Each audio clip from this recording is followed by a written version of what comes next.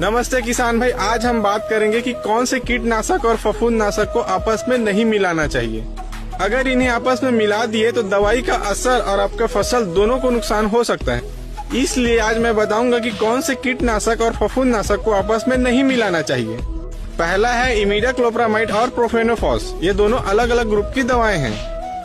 इमिडाक्लोप्रामाइड neonicotinoid group की दवा है, जबकि प्रोफेनोफॉस ऑर्गेनोफॉस्फेट ग्रुप की दवा है। इन दोनों को कभी एक साथ नहीं मिलाना चाहिए, क्योंकि इन्हें मिलाने से घोल जम सकता है और दवाई का असर भी खत्म हो सकता है। इससे फसल को फायदा भी नहीं पहुंचता और किसान का पैसा भी बर्बाद हो जाता है। दूसरा उदाहरण है फिप्रोनिल और ऑर्गेनोफॉस्फेट ग्रुप की दवाएं। फिप्रोनिल यानी रीजेंट को कभी भी ऑर्गेनोफॉस्फेट ग्रुप की दवाएं के साथ नहीं मिलाना चाहिए। ऑर्गेनोफॉस्फेट ग्रुप की मुख्य दवाएं हैं क्लोरीफाइरिफॉस, मेलाथियोन और प्रोफेनोफॉस। अगर फिप्रोनिल को इनमें से किसी भी दवा के साथ मिलाया जाए तो पौधे के जड़ और पत्तियों पर बुरा असर पड़ता है। फसल पीली पड़ सकती है और उत्पादन भी घट सकता है। इसलिए किसान भाइयों फिप्रोनिल को हमेशा अलग ही उपयोग करें। तीसरा उदाहरण है कॉपर वाली दवा, जैसे ब्लू कॉपर को सल्फर वाली दवा या सल्फर आधारित किसी भी दवा के साथ नहीं मिलाना चाहिए।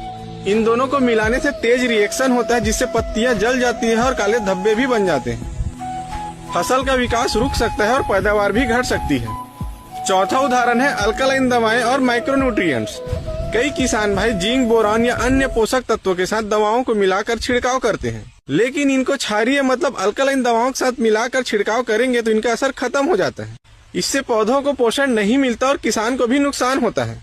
पांचवा उदाहरण है एक ही ग्रुप की तेज असरदार दवाओं को एक साथ कभी न मिलाएं। जैसे दो पाइरिथ्राइड और ऑर्गेनोफॉस्फेट ग्रुप की दवाओं को कभी भी एक साथ नहीं मिलाना चाहिए।